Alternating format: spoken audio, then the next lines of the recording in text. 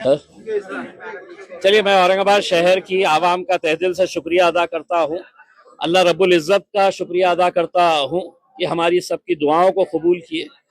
हम हमारे पार्टी के सदर जनाब बैरिस्टर असदुद्दीन अवैसी साहब, अकबरुद्दीन अवैसी साहब, मजलिस के तमाम जिम्मेदारान और इस शहर की वो आवाम जिसने पिछले 10-12 सालों से मजलिस का भरपूर साथ दिया है और उन्हीं की दुआओं, उन्हीं की ताकतों की वजह से आज अल्हम्दुलिल्लाह यहाँ पर हम 30 से ज़्यादा सीटें हासिल कर चुके हैं और इंशाल्लाह हमारा आंकड़ा जो है वो हम 33 सीटें हम जीत रहे हैं।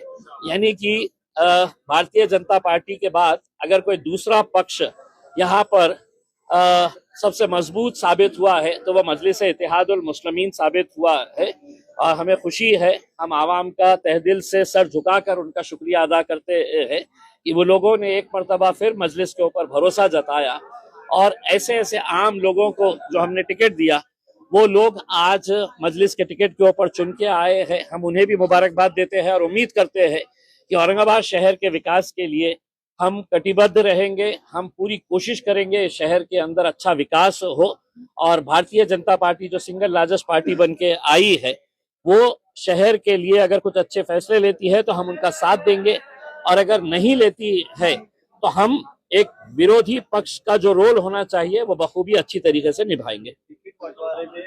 नेताओं ने अपने बच्चों को दिया, सब किया। गुलमंडी जैसे इलाके में देखिए, एक बहुत बड़ा तमाचा ये कह लीजिएगा जूता मारी है उन तमाम सियासी पार्टियों को जिन्होंने अपने रिश्तेदारों को, अपने घर वालों को टिकट दिया।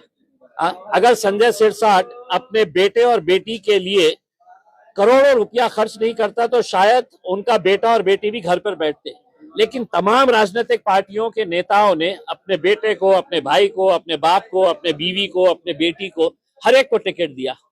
नतीजा क्या हुआ कि लोगों ने एक पैगाम दिया है कि हम सिर्फ गोटियां खेलने के लिए नहीं है, हम सिर्फ है तो चद्दर बिछाने के लिए, शतरंजियां बिछाने के लिए नहीं है, हम भी पार्टी के मजबूत लोग हैं, हमें भी टिकट मिलना चाहिए करके। एमआईएम एक वाहिद पार्टी थी जिसने ना किसी घर वाले को ना किसी रिश्तेदार को दिया।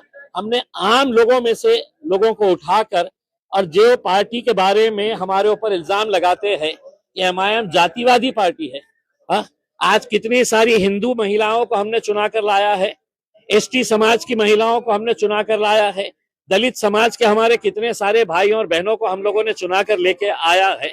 तो ये एक औरंगाबाद शहर की जीत है, हम ये समझते हैं। आपको लगता है कि देखिए, गुलमंडी जैसे इलाके से मजलिस की 2 सीटें जीत कर आ रही है, ये बहुत बड़ी हमारे लिए कामयाबी है। हम एक इलाके के तौर के ऊपर नहीं देख रहे हैं, हम ये शहर के अंदर अपना जाल कैसे फैलाए हैं, लोग क्यों हमारा साथ दे रहे हैं, क्योंकि लोगों को अब यकीन आया है कि हमको ये सेना पे भरोसा नहीं है, हमको ये पार्टी के ऊपर नहीं है। कांग्रेस एनसीपी तो बिल्कुल खत्म कर दिए है उसमें। तो मजलिस के साथ अपने काम की बुनियाद के ऊपर और लोगों के यकीन के ऊपर हम खड़े उतरते हैं, इस वजह से साथ दी। इसी तरह मालेगांव में भी सिंगल लार्जेस्ट पार्टी साबित हुई है एमआईएम। देखिए, आप पूरे महाराष्ट्र के अंदर देखिए कि गोवंडी के अंदर हम लोगों ने 4 सीटें जीते हैं, मुमरा के अंदर हम 5 सीटें जीते हैं, धुलिया में अभी तक हमारे 8 सीटें जीत चुके हैं, अमरावती में 9 सीटें जीते हैं, परभनी में 1 सीट जीते हैं, जालना में 2 सीटें जीते हैं, अकोला में 3 सीटें जीते हैं। तो मैंने ओवैसी साहब को कहा था कि ओवैसी साहब, इंशाल्लाह जहां जहां पर भी हम इलेक्शन लड़ रहे हैं, इंशाल्लाह वहां पर मजलिस की नुमाइंदगी आपको देखने को मिलेगी। कहीं ज्यादा है, कहीं कम है, लेकिन है।